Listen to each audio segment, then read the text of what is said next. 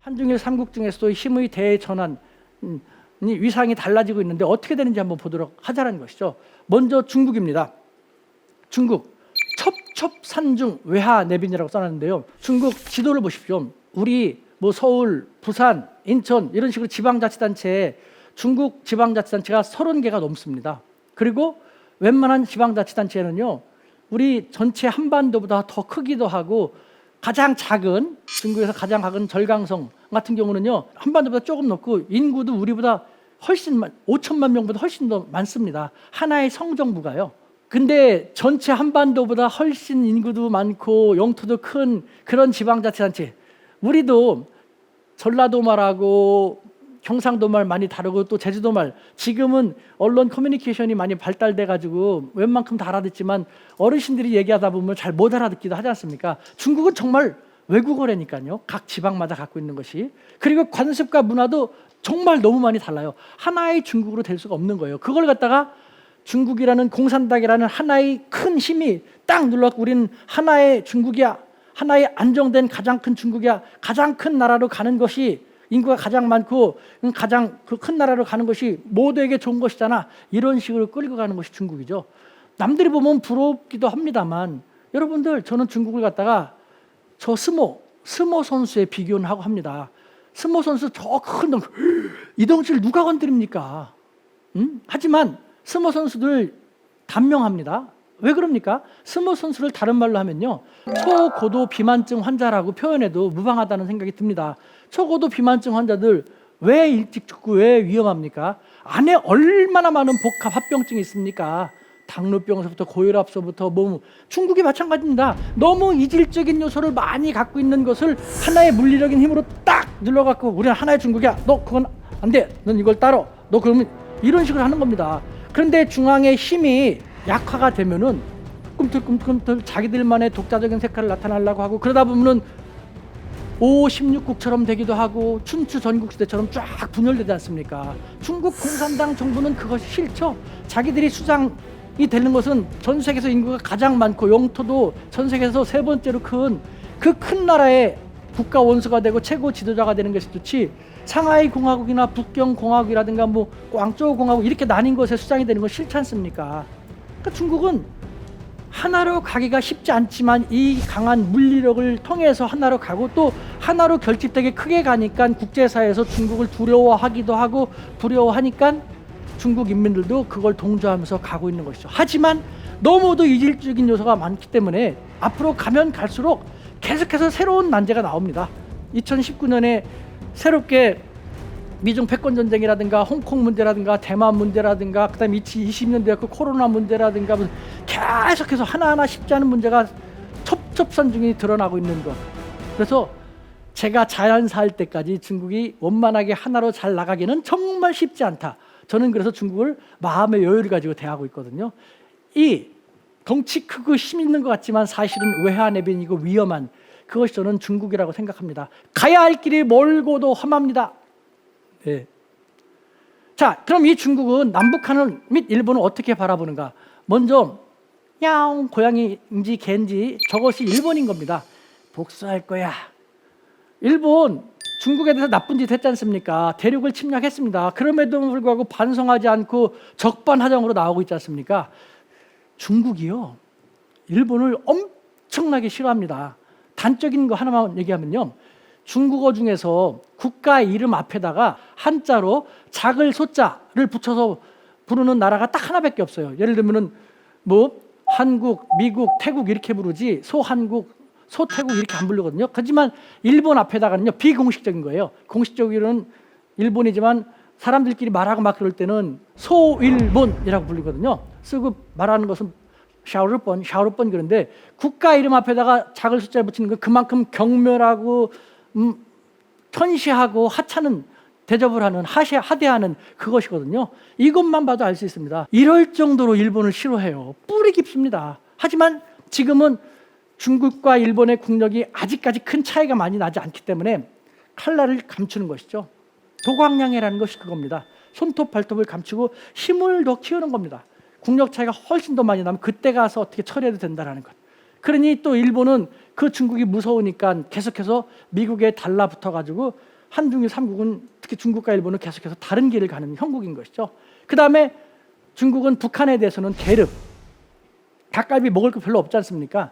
그렇다니 누구 주기도 아깝고 내가 먹기도 성가스럽고 이러지도 못하고 저러지도 못하는 것이 북한인 겁니다. 네, 북한이 중국을 가장 애먹이는 존재인 거 압니다. 하지만 북한이 중국의 바로 옆에 있기 때문에 다른 나라들처럼 경제 제재를 하고 중국이 동참하면 이 북한은요, 너네들까지 그래? 알았어 하면서 중국 사람들이 되게 무서워하는 것. 중국하고 북한하고 약 1400km 정도의 국경을 맞대고 있습니다. 압록강, 두만강. 얕은 데는요, 뭐 한 저쪽에 한 50m 정도밖에 폭이 안 됩니다. 그래서 그 건기 때는요, 바지를 이렇게 건너가지고 이렇게 걸어가지고 건널 정도로 하거든요. 그러니까 중국은 이 정도까지 무서워하는 것이죠. 북중 관계가 안 좋아갖고 북한의 최정예 괴뢰군을 중국 사람처럼 혹은 민간인처럼 위장을 해갖고 밤에 압록강, 두만강을 건너갖고 월경을 해가지고 중국 사회를 교란시킨 거라든가 요에 남살하고 그러면 어떻게 되냐고. 중국은 정말 그거는 이런 정도로 중국은 북한을 두려워합니다. 이 북한을 두려워하기 때문에 실컷 좋건 받아들여지면서 우리는 너희들하고 우호관계야, 그러니까 우리한테 도발하지 마라는 모습을 가져가지 않으면 안 되는 정말 골치 아픈 존재인 것이죠.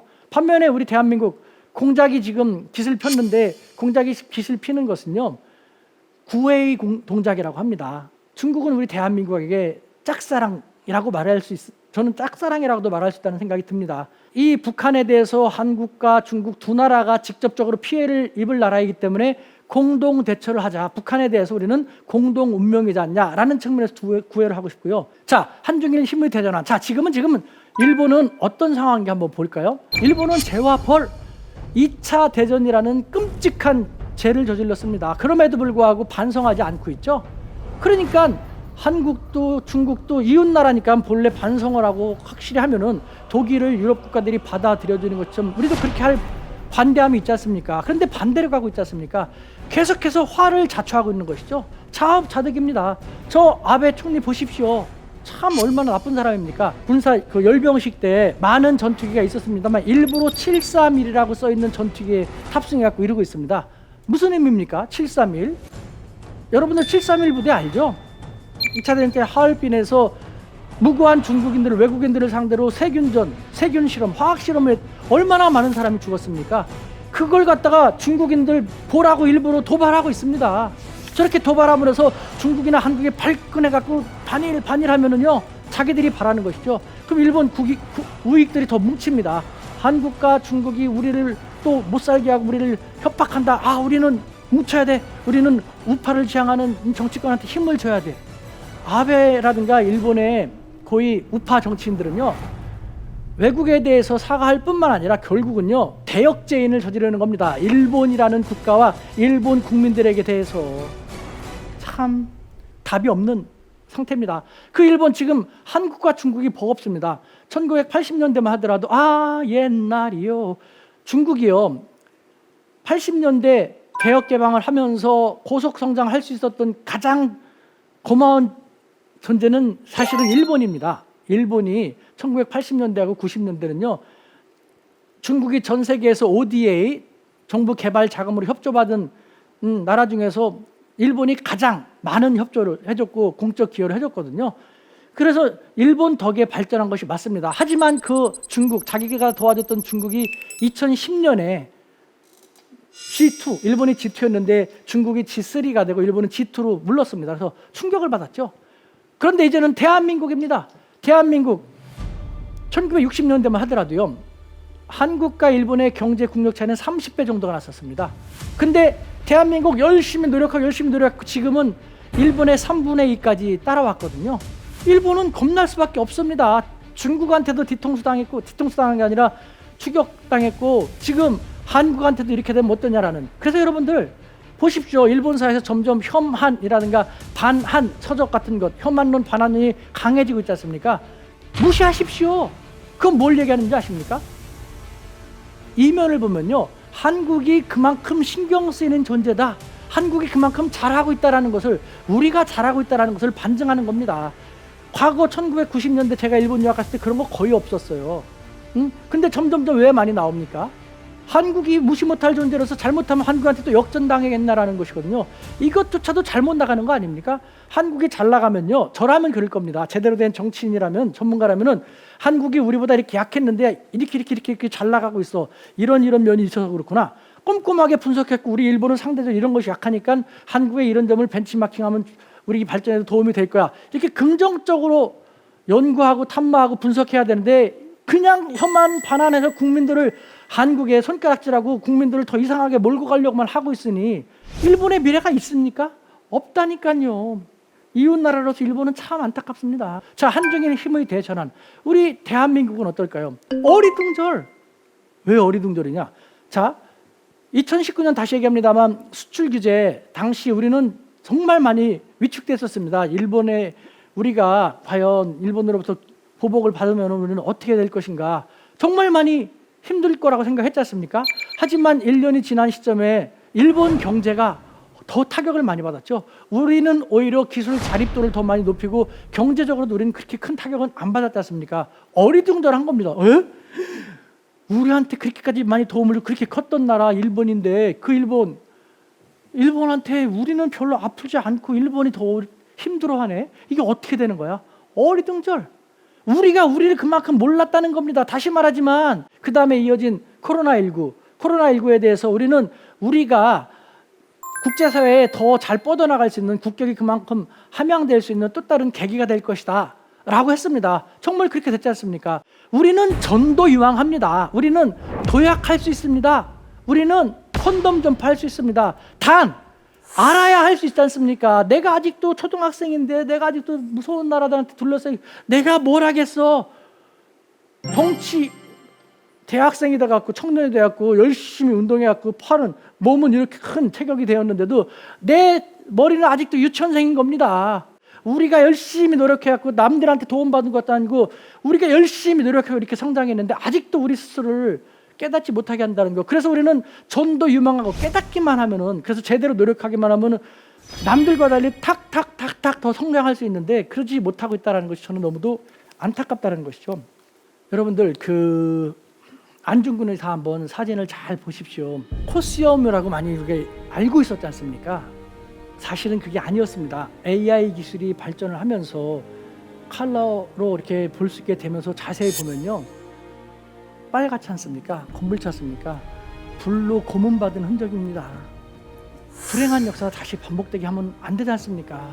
우리 안중근 의사 마지막에 어떤 얘기했습니까? 내가 대한 독립을 위해서 죽고 동양 평화를 위해서 죽는데 무슨 한이 있겠소? 우리 한중일은 서구에 침략당하지 않고 더 아시아의 가치를 살리면서 공동으로 번영하기 위해서 동양 평화가 필요하다며 동양 평화론을 저술하게 됐습니다. 그것도요, 사형 선고가 내려졌는데 항소를 스스로 포기하는 조건으로 나에게 시간을 주십시오. 내가 책을 꼭 한 권 쓰고 싶습니다. 일본에서는, 일본 재판부에서는 골치 아플 수 있는 사람인데 뭐 항소 포기한다니까 오케이 하면서 했죠. 하지만 거짓말이었죠. 서문하고 일장을 조금 쓰던 무렵에서 느닷없이 사형을 집행하게 된 것이죠. 그래서 동양평화론은 완성되지 않았습니다. 하지만 우리들 가슴속에는 울림으로 많이 남아있죠. 저는 그걸 갖다가 더 연구를 해야 됩니다만 한중일 영화론으로 개성했으면 좋겠다라는 생각을 합니다. 한중일 3국이 지금은 서로 분열되고 싸우고 안 좋은 상태에 있지만 모두가 영원히 화해를 해갖고 정말 이웃사촌처럼 지내면서 또 다른 영화는 공동 번영이다 했을까? 윈윈. 이웃사촌처럼 사이가 좋게 되면서 윈윈 해 나가는 그런 모습을 추구해 나갔으면 좋겠다라는 것이 제 작은 소망입니다. 그렇게 하기 위해서라면은 어떻게 하면 좋을까요, 여러분들? 우리가 이 한중일 힘의 대전환을 정말 속속들이 제대로 보게 되면요, 우리가 중국과 일본을 어느 정도 주도하면서 이 동북아, 한반도를 중심으로 한 동북아의 안녕과 평화를 다져나갈 수 있습니다. 이렇게 말하면 황당하다고 많이 생각합니다. 우리 같은 조그만 나라를 중국이나 일본이 들어주겠냐고. 과거 20세기엔 그랬지만 지금은 안 그렇다니까요. 오히려 역지사지해 보십시오. 계속 말씀드립니다만 중국의 입장에서 일본이 한중일 평화를 위해서 어쩌고저쩌고 무슨 얘기를 하면요, 겉으로는 그래야지만 속으로는요, 저 인간들이 무슨 꽁꽁일까, 무슨 흑막이 있을까, 저희를 의심하거든요. 마찬가지입니다. 일본이 중국이 만약에 그와 비슷한 제안을 해온다 하더라도 일본은 중국을 못 믿습니다. 왜? 서로 국력이 그렇게까지 차이가 나지 않고 비등비등하니까요. 하지만 불행히도, 하지만 현실적으로 외교는 현실입니다.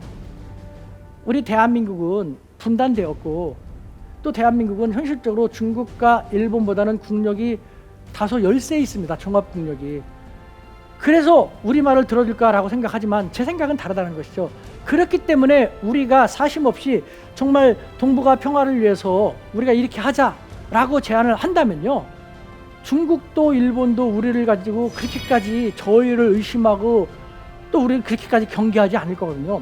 제대로 된 지피와 제대로 된 직위 속에서, 또 깊이 있는 역지사지 속에서 중국은 이런 장점 단점 이런 뭐가 있으니까 그런 걸 우리가 잘 활용하고, 일본도 뭐가 있으니까 그런 걸 잘 활용하면서 중국과 일본을 리드하면서 더 멋있는 동북아 정말 싸움이 이제는 끊기면서 그야말로 동북아의 평화가 싹 틀면서 윈윈 영화가 지속될 수 있는 그런 한반도, 그런 동북아를 우리가 이어나갔으면 좋겠습니다. 여러분, 우리 충분히 그렇게 가능하지 않을까요?